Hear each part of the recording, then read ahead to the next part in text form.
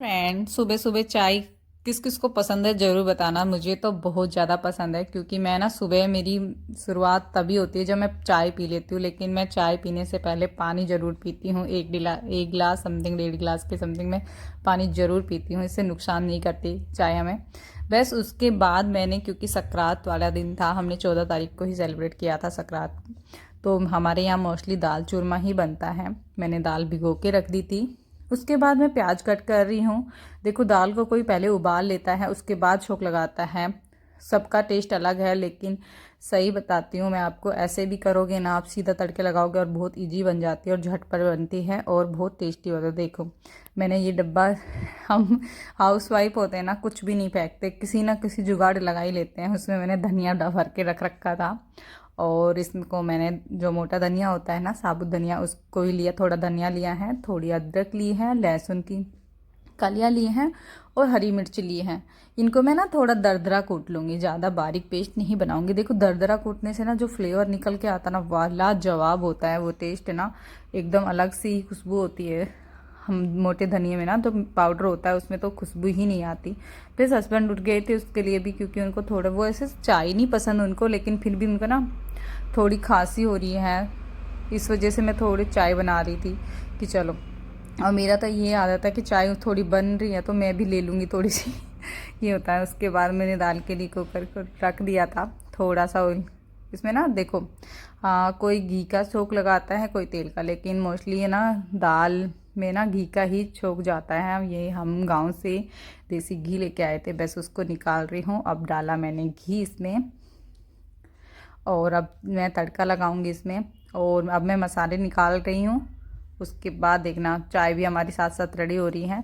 अब बीच बीच में बेटा भी आ रहा है, क्योंकि इसको सुबह उठने के बाद बस भगने की जल्दी होती है, छुट्टियाँ जो पड़ रही है ना। अब जो 16 को ही स्कूल खुलेंगे, उससे पहले ये है, मैं खेलने चला जाता हूँ। बस उसमें जीरा डाला, हींग डाली और उसके बाद जो दरदरा मैंने कूटा था ना, उसको ही मैं डाल दूंगी। और देखना, काफ़ी अच्छा फ्लेवर निकल के आता है। वाह, इसका जो मुंह में जब आएगा ना, तो आप खाने में कभी भी डाल करके देखना, बहुत अच्छा टेस्ट निकल के आता है सब्जी का। बस जो मैंने प्याज कट कर रखी थी उसको डाल दिया है और थोड़ा सुनहरा होने तक इनको अच्छे से भून लूँगी। उसके बाद मैंने डाला है इसमें टमाटर, 2 बड़े साइज के टमाटर लिए हैं। अच्छे से ना मसाला अच्छे से बनाएंगे तो सब्जी में ना अच्छा सा टेस्ट ही अलग होता है। अगर थोड़ा थोड़ा डालते ना, टेस्ट आता ही नहीं है।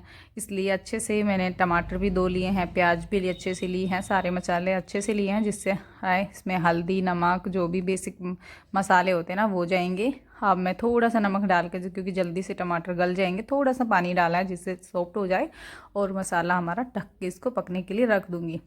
देख सकते हो आप अब कितना अच्छा और कितना कलरफुल आ गया है। इसके बाद मैंने दाल को अच्छे से वॉश कर लिया था। ये मत कहना कि दाल को पानी नहीं निकाला, पानी मैंने 2-3 बार निकाल लिया था। फिर जो पानी भिगो के मैंने रखा था वो इसी में डाल दिया था।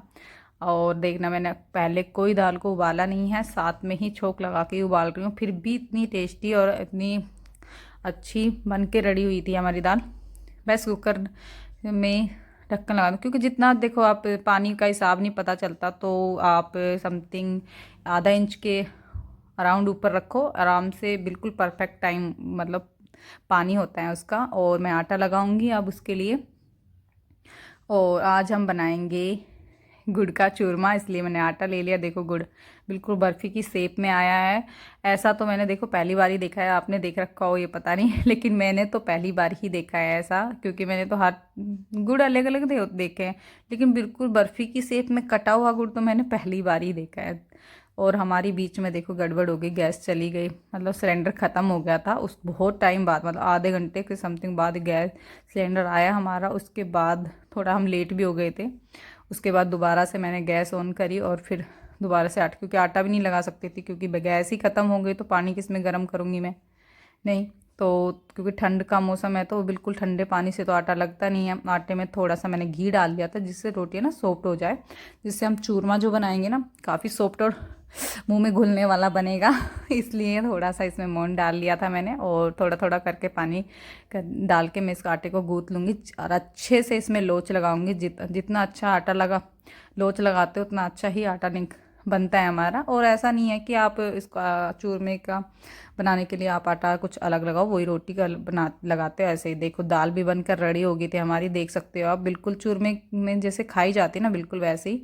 थोड़ा गरम मसाला डाला और थोड़ा सा मैंने इसमें धनिया डाल दिया है, आप देख सकते हो। और बिल्कुल एकदम देखने में और कलरफुल बहुत अच्छी और बहुत टेस्टी भी बनी थी ऐसे करने से। ऐसा कुछ नहीं किया कि अलग से कुछ तड़का लगाया, देखो झटपट से बन गई एक बार में। और थोड़ी सी ना चूरमे की, जब चूरमा बनाते हो ना आप, तो उसमें ना थोड़ी सी मोटी रोटी बनानी पड़ती है, जिससे ना पतली पतली रोटी थोड़ी सी बारीक है ना अच्छे से मुड़ती नहीं है और वो ना सॉफ्ट नहीं बनता है, इसलिए हमने थोड़ी मोटी मोटी रोटी बना ली है। और अब मैं देखना सारी रोटी रेडी कर ली है। अब मैं थोड़ा थोड़ा गुड़ मैंने कट कर लिया था, आप कूटना चाहो तो गुड़ को कूट भी सकते हो, लेकिन अदरवाइज वैसे ही थोड़ी गरम गरम रोटी को ही हमें मसलना होता है, नहीं तो ये ना हो नहीं पाती, इतनी सॉफ्ट नहीं हो पाती, क्योंकि टाइट हो जाती है ना ठंड के मौसम में तो वैसे ही।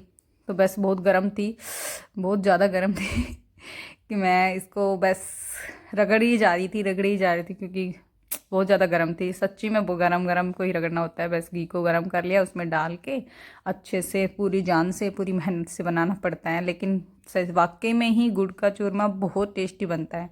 हमारे यहाँ ना एक है ना डॉगी के लिए और एक गाय के लिए ही, मतलब एक अलग पीनी निकाली जाती है, ये हमारे यहाँ थोड़ा रिवाज है। उसके बाद मैंने जो चूरमा था उनकी ही लड्डू से बना लिए थे। और हमारे ना ऐसे खाया जाता है चूरमा, पहले घी डालो, उसके बाद है ना सकरात पे कहते हैं ना पूरा सा गोल बना के अच्छा सा घी भर के डाला जाता है और हाथ से खाओ, बहुत अच्छा और बहुत टेस्टी लाजवाब बन के निकलता है चूरमा। क्योंकि ये ऐसे खाने से ना डुबकी मार मार के घी में बहुत टेस्ट आता है। बेस्ट चूरमा हमने खूब इंजॉय किया, अच्छे से खाया, बहुत टेस्टी भी बना था। उसके बाद हम पतंग उड़ाने चले गए थे ऊपर। और हाँ, दोनों साइड देख सकते हो, अब दोनों साइड घर बन रहे हैं ना, जिससे हवा भी नहीं आ रही थी, बस कभी उड़ रही थी कभी नीचे गिर रही थी।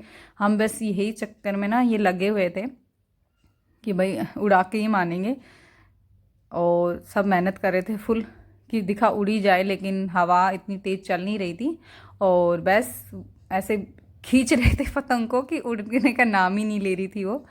बस देखो ऐसे लाइन में लग के ना तीनों ऐसे लाइन में लग जाएंगे कि जैसे यही उड़ा देंगे लेकिन वो नहीं उड़ी थी। और क्योंकि हवा ही रुक रही थी, साइड में भी दीवार थी, दूसरी साइड भी दीवार थी, तो ऐसे नहीं उड़ पा रही थी। बस